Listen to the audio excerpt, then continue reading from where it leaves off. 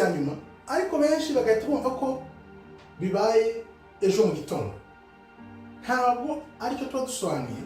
Reka turebe ukuri kw'iminsi ya nyuma, imperuka, tuvuga amanywa nijoro. Ibihe bya nyuma ntabwo byari byaza. Reka turebe impamvu bitari byaza. Nubwo turi mu minsi ya nyuma, ibimenyetso bigaragaza, ariko ntabwo umunsi w'imperuka wari waza. Nibwo tuzaza rero nkuko tubisoma muri Matayo 24:6. Muzumva impuha z'intambara, abantu bavuga ku ntambara, kandi tuzi neza ko ibihe bitwereka ko hagiye kuba intambara ikomeye. Byanze bikunze hari intambara izakomera ikaba. Izo ntambara, izo mpuha zose twumva hirya no hino birakurikira, ariko reka turebe icyo Bibiliya itubwira uko imperuka izaza. Matayo 24:6. Muzumva iby'intambara n'impuha z'intambara, mwirinde mudahagarika imitima, kuko bitazabura kubaho, ariko imperuka izaba itaraza. Ibyo byose bizaba bivugwe, habe izo ntambara, bihite bigende, ariko imperuka nyirizina izaba itaraza. Hano nafashe ibintu byerekana ukuntu imperuka izaza kugira ngo ize ikigomba kubanza kikabaho. Reka turebe bimwe muri ibyo bintu nashyize hamwe byerekana neza ibizatera imperuka. Icya mbere ni uko imigambi mibisha ya Satani nk'ababana bahuje ibitsina, ibyo bita urutinganyi, bigomba kuzabanza bigafata intera ikwiriye isi yose, atari uko tubibona ubu ngubu bimeze nk'aho ari byo bigitangira. Bagomba kubanza bakabikwirakwiza hose ubwo butinganyi, noneho ubutinganyi bugasa nk'aho ari bwo bwigaruriye isi, noneho ku buryo bitazaba bikiri ibanga, ahubwo ari byo bizaba ari nk'icyitegererezo ku isi, nk'uko byahoze mu bihe bya Nowa na Lot. Niko bigiye kongera gukomera, kuko urebye imbaraga bashyira mu butinganyi kugira ngo babukwize isi yose, nuko bagomba kubanza bakabusunikira ibihugu byose, noneho bikaba nk'aho ari ibintu bisanzwe kuri muntu wese. Ibyo nubona bimaze kugerwaho ku isi yose, ubwo niko tuzaba dutangiye kuvuga ngo imperuka irageze, nk'uko tugiye kubibona. Ikindi gituma rero tuvuga ko imperuka itari yaza, ariko nubona kibaye uzahita tumenya ko imperuka iri hafi.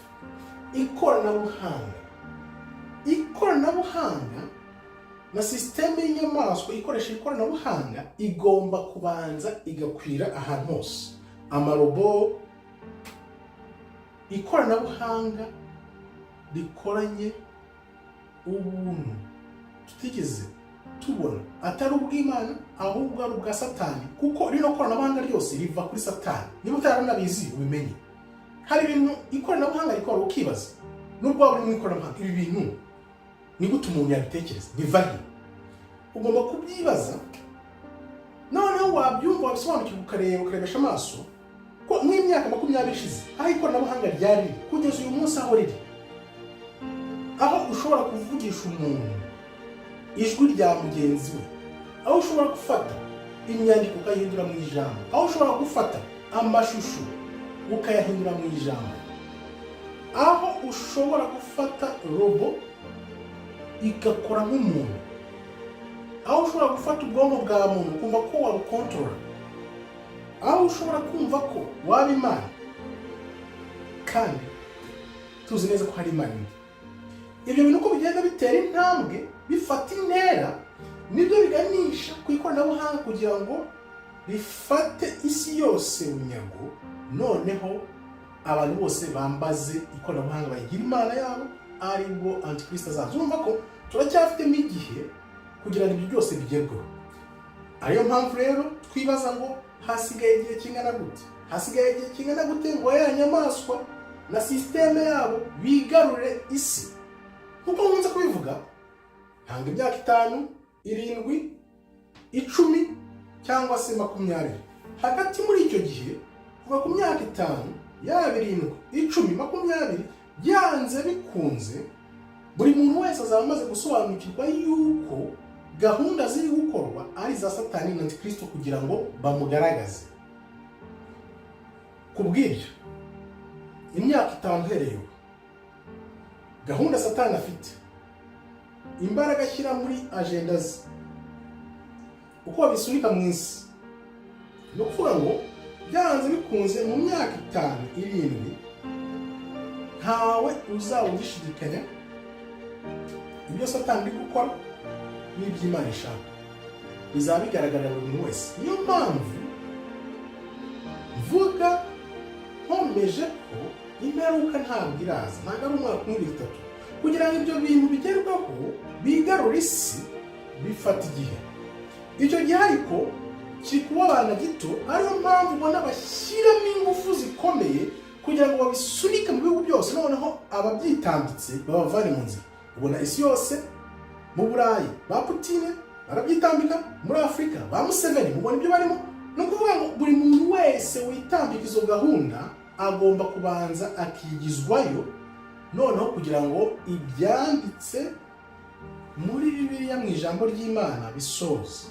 Imana uko yabyanditse biraho bigomba kubaho, ariko twe nka muntu tubyumva ukundi, tugahangayika, tugatekereza. Ariko icy'ingenzi ni uko tugomba kujya mu murongo w'Imana, iby'Imana yanditse bigasoza, noneho twebwe tugakurikira tureba ibiba n'ibimenyetso bigenda bitwigaragariza kugira ngo tugume mu murongo w'Imana. Reka turebe rero.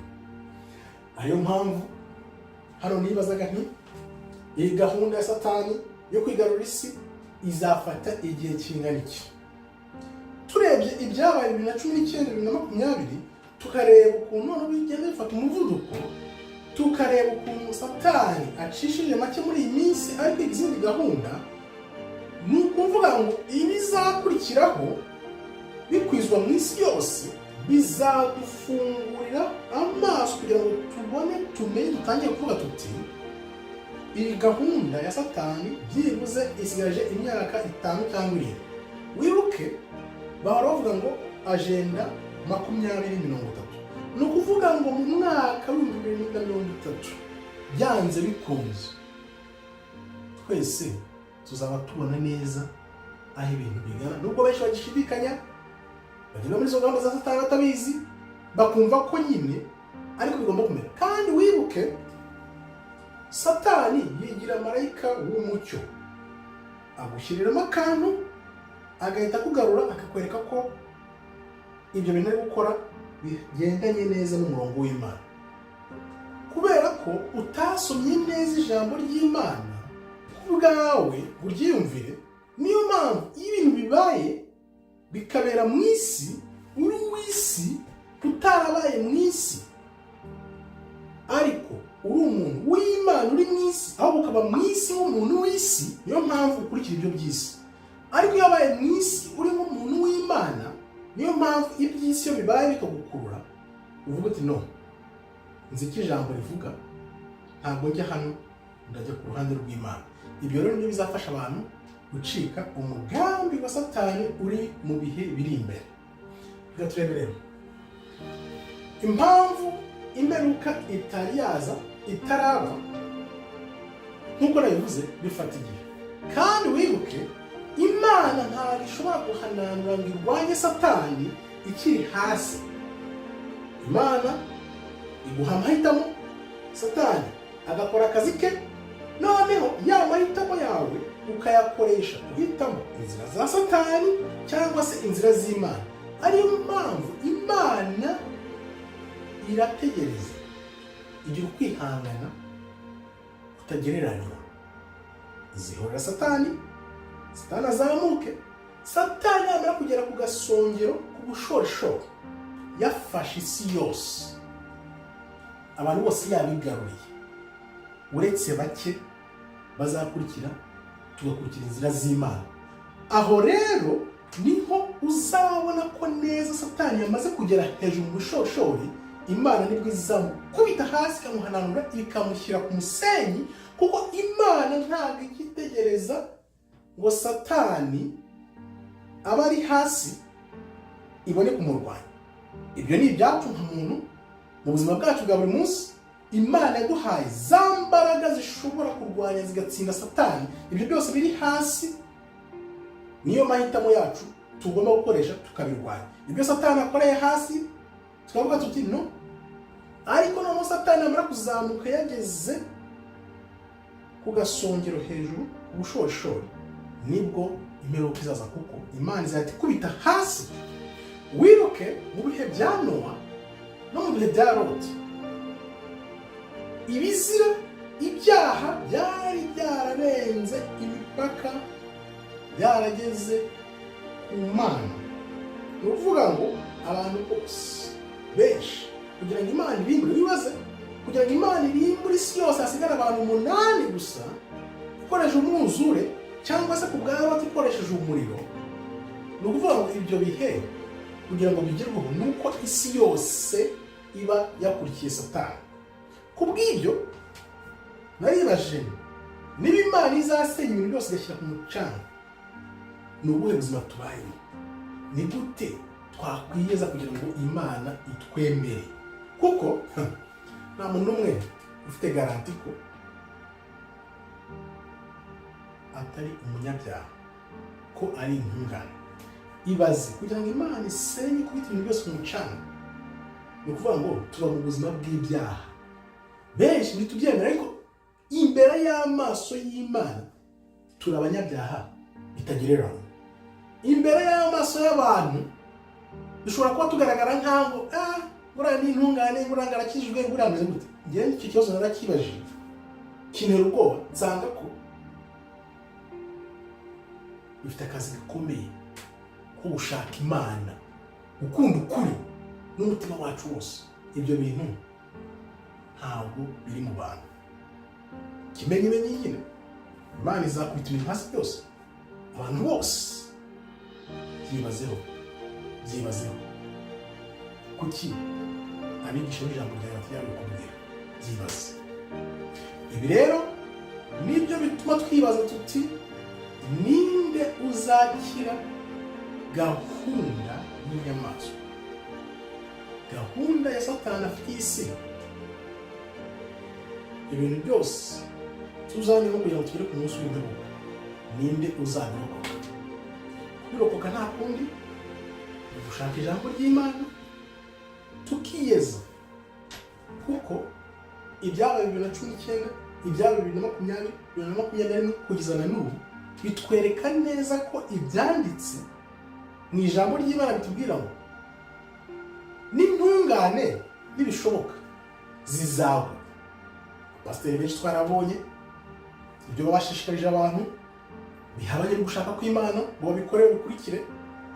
Bitubwira tuti, muntu ukunda ijambo ry'Imana, ukunda ukuri, shakisha ukuri, umenye icyo Imana itekereza, wihangane, ugerageze ukomere ku ijambo ry'Imana, kuko ijambo ry'Imana n'ubuntu bw'Imana n'uko gushaka kw'Imana nibyo bishobora kuturokora ibihe biri imbere. Nta kindi usibye kwizera Imana tugakora ugushaka kwayo, kuko Satani umugambi afite n'uwo kwigarurira muntu ubuziraherezo kugira ngo azarimbukane nawe kuri wa munsi. Ngaho rero hitamo Imana, uhitamo gushaka kw'Imana, hato utazarimbukana na Satani ngo ntiwamenye. Murakoze rero, Imana ikomeze ibarinde. Shalom, shalom, shalom.